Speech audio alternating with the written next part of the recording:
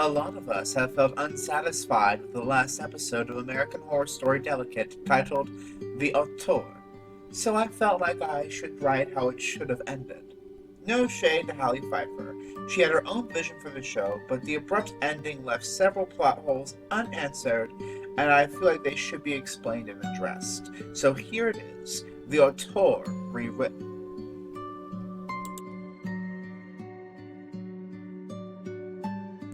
We are shown a scene in the Garden of Eden, with Adam abusing his wife Lilith. She cries and her face is not shown. This takes place in 10,000 BC.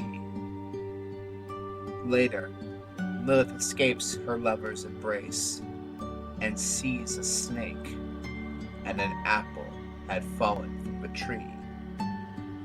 Take a bite. A voice beckons, the voice beautiful but dark. She turns to see the snake. It's just us. Who are you? A friend, the voice responds.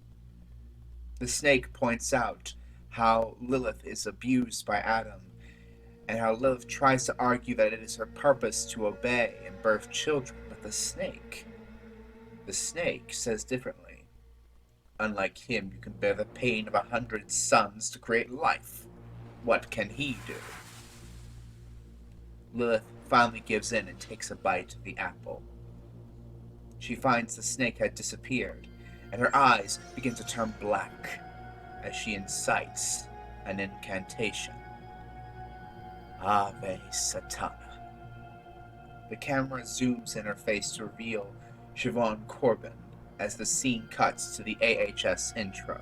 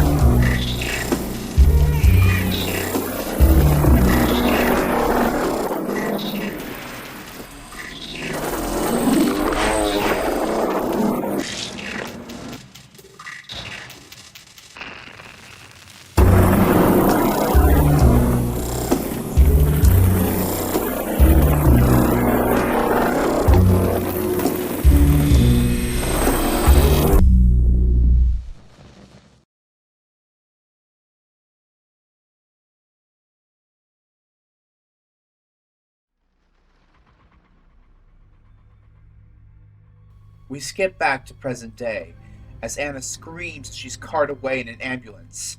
Dex, as usual, looks down at his phone, seeing more notifications from Cora and work. Anna screams at Dex, with Dex all the way dismissing her. In front, Kamal notices that they weren't driving anywhere near the hospital. He confronts the driver, who reveals herself to be Ivy. Anna's face contorts in fear upon seeing Ivy's face, and Kamal, noticing Anna's expression, reaches for his pistol.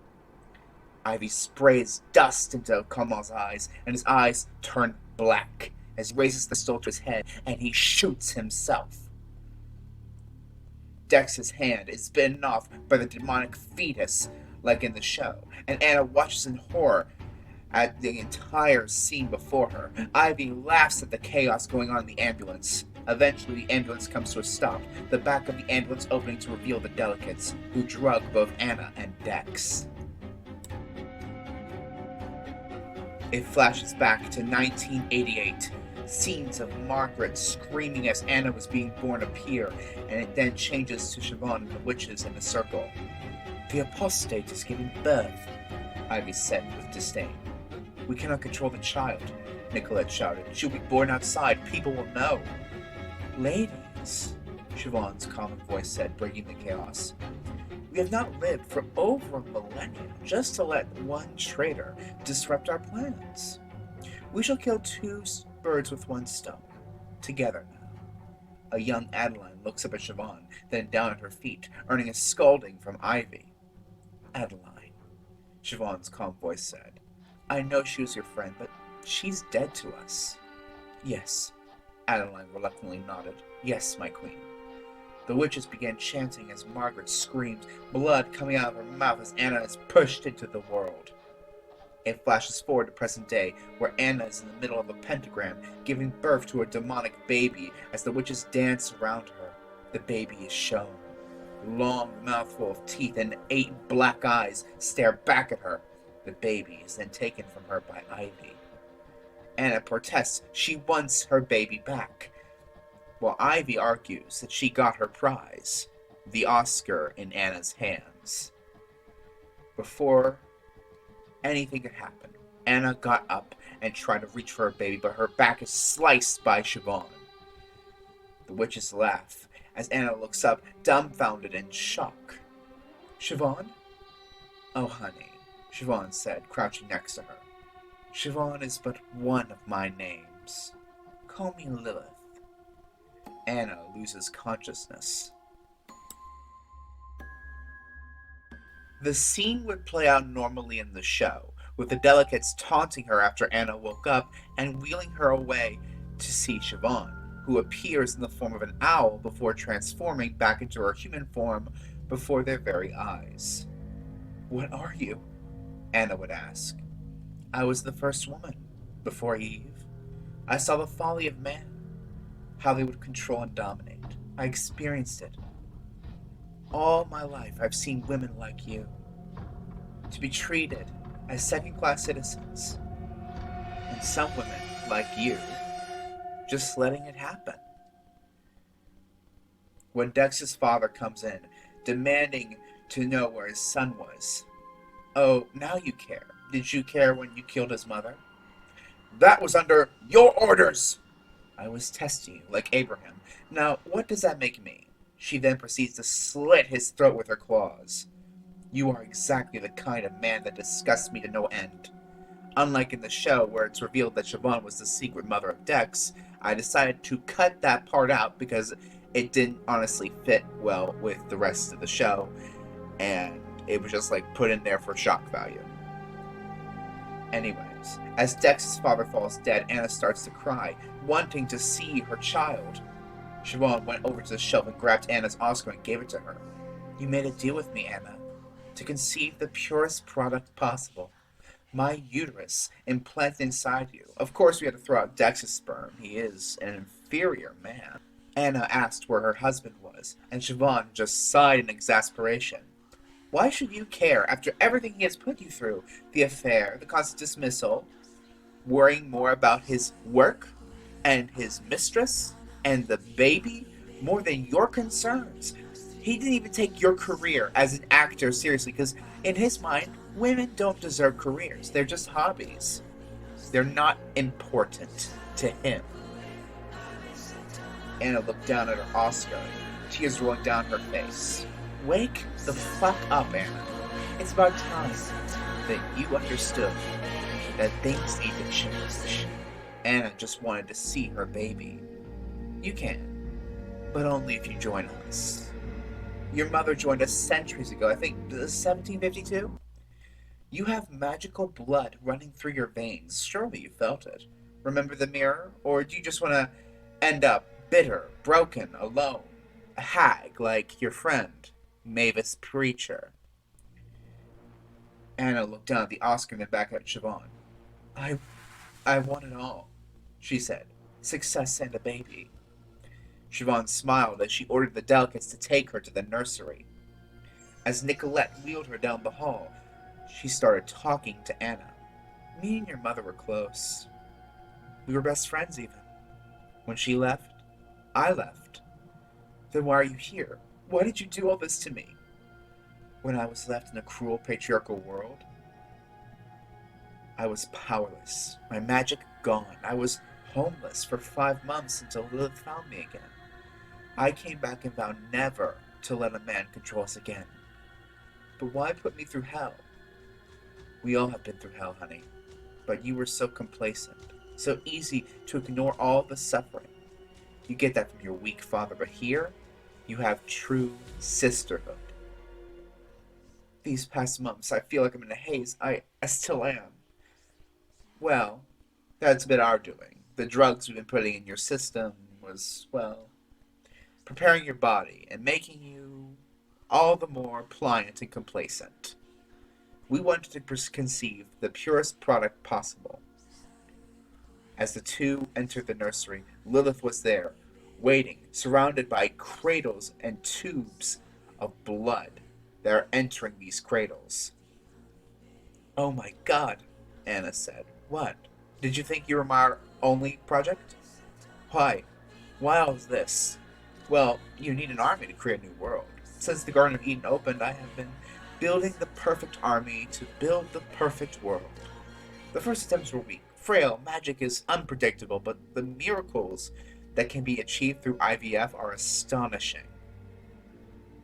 A perfect world? A world where we finally have a seat at the table. A world without men controlling us. Every day, hundreds of women die because men tell them what to do with their bodies. It's an abomination. Every day, women like you deal with dexes and suffer, and then there are women who hurt our cause. Women who wish to preserve the patriarchy.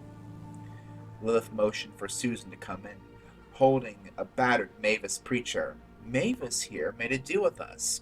We gave her what she wanted, but then she had to go and try and destroy our great work. Thankfully, the patriarchy dismisses what they deem to be hysterical women." Mavis looked up at Anna, tongue missing. Lilith slit Mavis's throat, her falling to the ground. Siobhan knelt down, putting a vial to Mavis's neck and taking the blood. Anna screamed. "Now you care about her? Just months ago, you were so scared of her out of life. Isn't this what you wanted?" I was confused. You're always confused." Lilith then went to the cradle, picking up Anna's monstrous baby. The perfect soldier. Waited thousands of years to be born.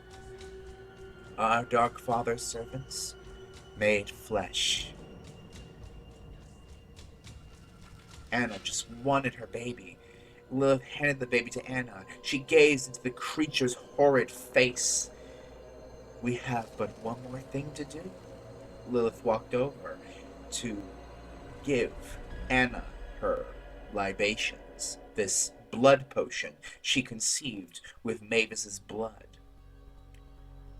"Do you wish to create a better world for you and your baby?